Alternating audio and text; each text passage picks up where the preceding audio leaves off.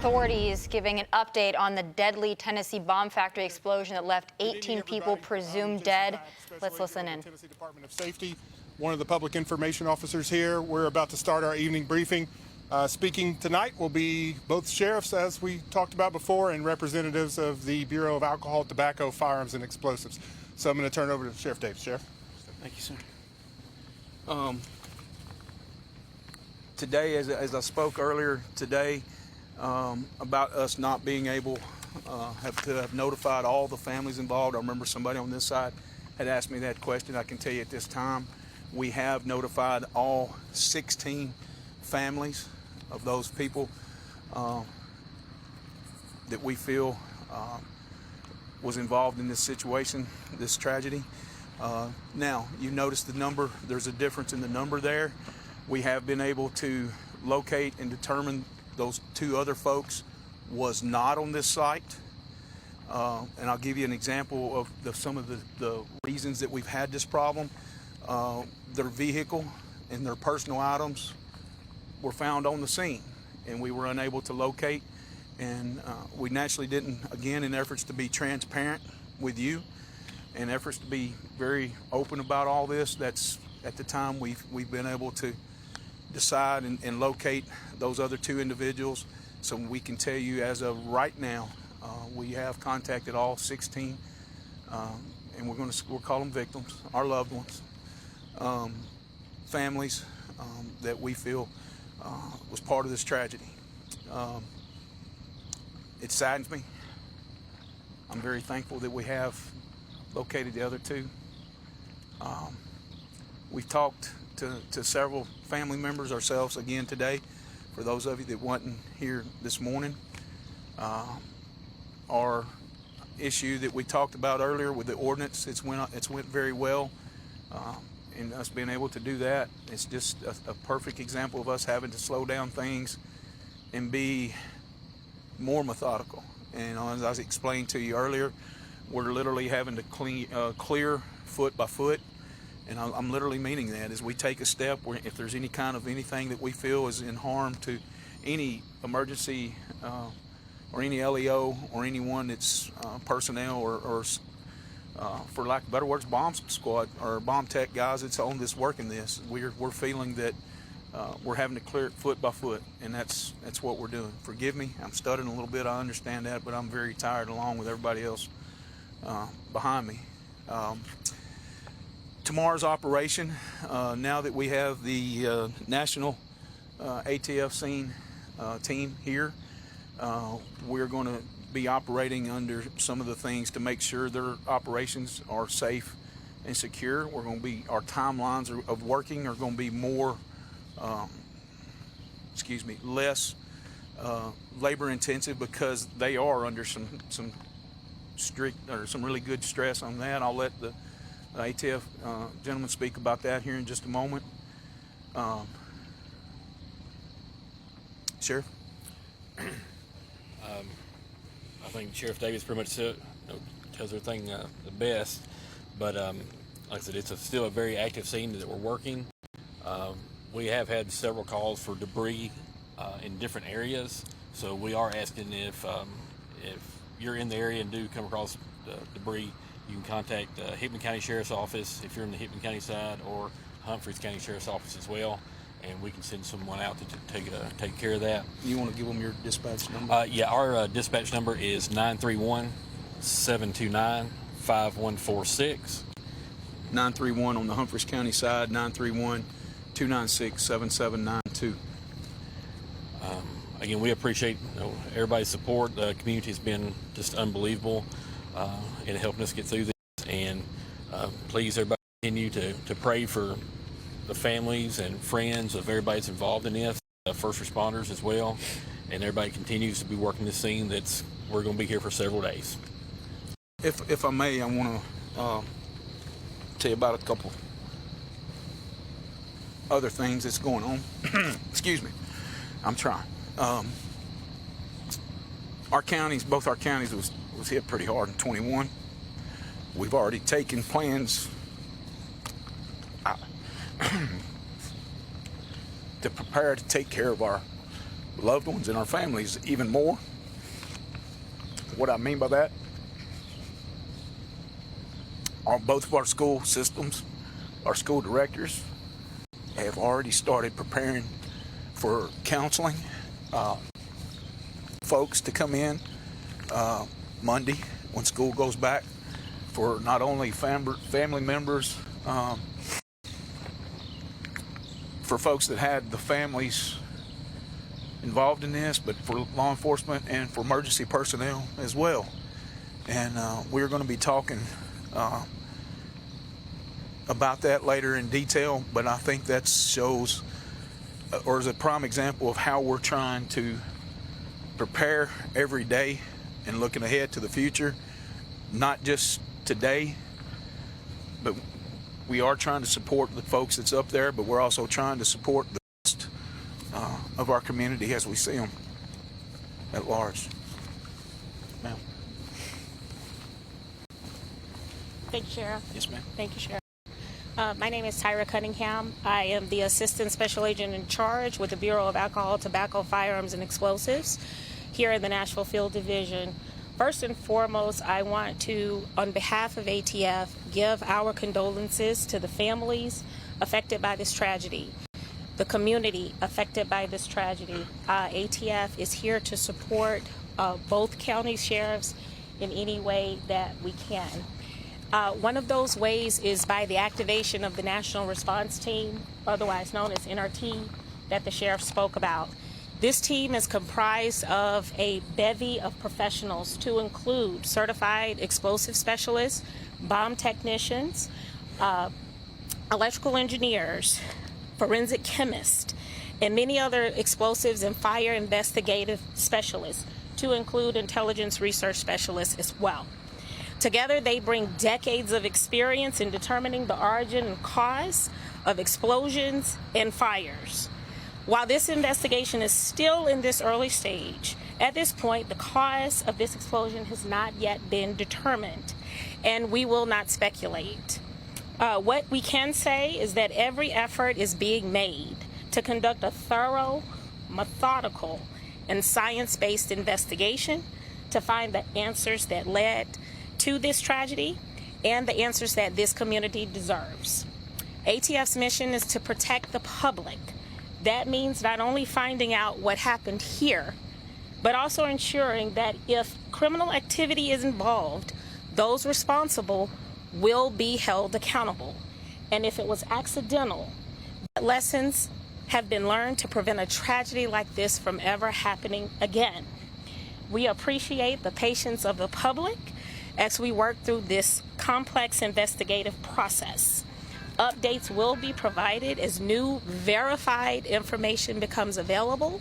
And with that, I would like to introduce ATF's Special Agent in Charge of NCEDR, which the National Response Team falls under, Mr. Bryce McCracken. Thank you, Tyra. Chiefs, Sheriffs.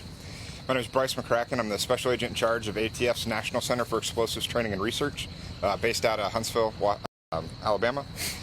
ATF's National Response Team, as ASAC Cunningham mentioned, is on scene. They arrived from around the country, and they bring the investigative specialties that were previously mentioned. This is going to be a time-taking process to go through and methodically work the scene. Currently, as I believe the sheriffs mentioned earlier today, we're working to mitigate hazards that are just on the site so we can begin actually working the scene from there. But I'll be available when we're done to answer any questions. Thank you. At this time, we'll entertain some questions. Any questions? Yes, sir. Can you tell us the breakdown of the victims? How many women, how many men? What is are we talking about? Sure. If you don't mind, without taking some time to do that, it would take just a few minutes. I don't have that knowledge at my fingertips. If you don't mind, I will address that for you in the AM, if that's acceptable. And I'd appreciate forwarding us that opportunity. Thank you. Any other, ma'am, you had a question over here? Where do you even begin with an investigation like this into how this happened? I mean, this scene is destroyed. Like, where do you even start? What kinds of things are you looking for in terms of evidence as to how this happened? You know, that's the explosive investigative team. They're experts. They're expert in explosive devices. They're expert in all kinds of different areas. We've all had or seen explosions of things, of incidents across our nation, and they're very diligent and they're very delicate. And they're very, what I mean by delicate is, as they go through those scenes, they handle things, anything and everything that they may come across, whether they think it's evidence, they handle it delicately until they prove themselves that it's not.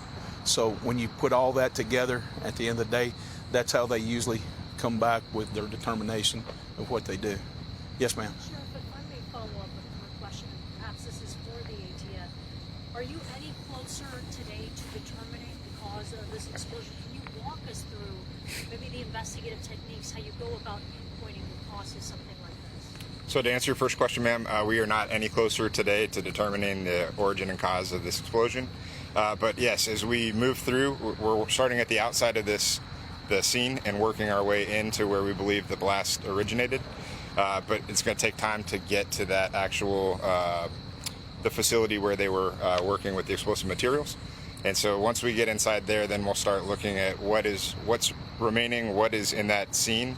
The team will document every piece of evidence that we recover as we move from that outside to the inner explosive scene, and we'll be looking at that explosive seat to make an analysis from there.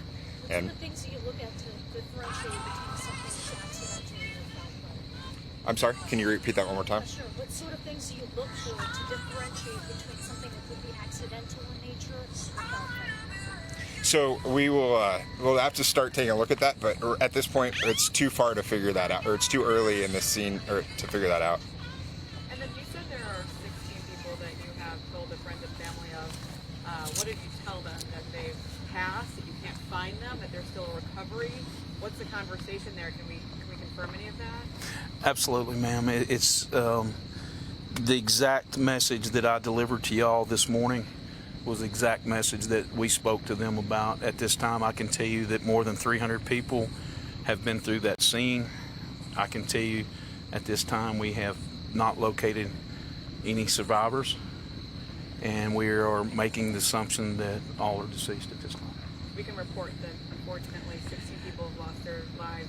I think it's safe to say that at this point, now that we have talked and located those families that we had not earlier. I think it's, unfortunately, it breaks my heart to tell you that, but I think that can be said. And what is the mayor, the governor, what are some of the messages they're saying and relaying to you guys at this time? Are they going to speak to us out here? I can tell you this, in the communications that I've had with Commissioner Long, I've not spoke with the governor. I've spoke with some folks around him. I've spoke with Commissioner Long. Again, he and I are personal friends, and he is supporting what we need. He's supporting, he says that he's telling us, the sheriff and I, that anything we need, equipment-wise, support-wise, agency-wise, and Director Sheehan over at TEMA, we're working hand in hand with those folks. They're heavily involved in this, and right now I think that we're getting an encore of support from the past relationships that we've had, and knowing that if we ask for something, we need it. And I can't say thank you enough to those folks. Sheriff, do we have a better idea of how many people were inside the facility at the time, and is AES closed indefinitely? AES is cooperating with us in every way, form, or fashion. They've been, since the onset of that, they've been open door policy with us. They've been very open, communicating with us. And I want to go back to, again, to an earlier thing that I said in one of the earlier interviews. I think it was how many folks, forgive me, but I don't remember the number that I said during that time. At the time of that incident, that 7:45 a.m., I put a number out there that we could tell you was in that building at that time. And forgive me, I don't remember, because I've moved on since then. In my mind's, I don't have that in my mind, so forgive me. What is the role of AES in the investigation? Are they, I mean, you said they're cooperating, but what are they giving information? investigation in terms of how to find out what happened here? Well, you have to remember something. Us as law enforcement, we have the job of not only doing investigations. We have the job of when we go into these things, we have to protect them like they're a crime scene. But we also have to remember that we're on private property. This is not a situation that's happening, in the middle of the road or on public property. We have to remember that, and I highly commend Accurate at this time for what they've done. They've allowed us in any way, form, or fashion, communicated with us, given us the information to ATF, and been forthcoming with pretty much anything that has been asked for. So, you have to remember something too, and we've talking about our families of our victims in our community, and that's, even though this is a company and they work and it's a place of employment, this is their extended family. So they deal with these folks every day, and it's extended family to them. And I was speaking with one of the gentlemen from Accurate earlier, and he was very emotional, and he's trying everything that he can do and supporting us in every way we can with these families. And he's made the comment to me, whatever we need to help aid and assist them, it's there. And I think he's continued that effort for us, and we're very appreciative of that on the law enforcement side. So, do you have a question, ma'am? The company has several buildings on this site. Do you know more about the actual building that blew up, like the people, what role they play in this company? Ma'am, I do not know that, and we're leaving the investigative side to the ATF on that, and I want to leave that as part of the investigation to secure that. Again, I have to be guarded with investigative type stuff, and I don't by no means want to put words in ATF, but I feel that they would concur with that. Yes, ma'am, Ms. Tracy. We don't report rumors, and we don't want to ever, and we don't want to keep it going. You've been so gracious with all of us as media personnel, from everything from the restrooms out here, the generators, to the way that you speak to all of us. What message can we communicate going forward so that we can stop in advance what the rumor mill that keeps playing out, especially in the ATF's investigation? Talking about, if there is something nefarious that happened, we want to get to the bottom of it and hold people accountable. What can we share with our viewers when it comes to not, perpetuating inaccuracies? Ms. Tracy, one of the things that we did yesterday, Sheriff and I and Jason from team, we put together a Facebook post, and I've started day one since talking with y'all, or moment one from talking to y'all till now. We have to remember that we get one shot at this. It's just like another crime scene. It's just like a murder scene. It's just like a shooting scene. We get one shot at this. One shot. We have to take our time, process it, and due to the constraints that we have here, and I was not joking earlier, we're literally having to take 1 foot at a time. And we've got, if we can't maintain the safety and security of us, those that are working the scene, we've got to make sure that is in place to be able for us to continue to get those answers, to get what is needed. So, to be transparent, again, it's not that we're hiding anything from you, it just takes time. And I know sometimes time is our worst enemy about letting people's minds wander, about letting people's minds have an idea of conspiracy theories in it. I assure you that Sheriff Kraft and I will give you any bit of information that we can when it comes available. We're not going to hide something from you. The only thing that I will tell you is that there's some things going on in investigations that we can't necessarily talk about, and I will tell you that if something's asked or something's asked of me, and I think Sheriff Kraft will echo the same words, if there's something said that we feel is involved in that investigative side of things, we'll tell you, ma'am, I'm not at liberty to talk about that right now. And we'll tell you that. But the rumor mill right now, it's anytime that we start putting things out there for the rumor mill, or the rumor mill's putting it out there, don't aim it at us. But when you say that or somebody says that. Hey, Sean Hannity here. Hey, click here to subscribe to Fox News YouTube page and catch our hottest interviews and most compelling analysis. You will not get it anywhere else.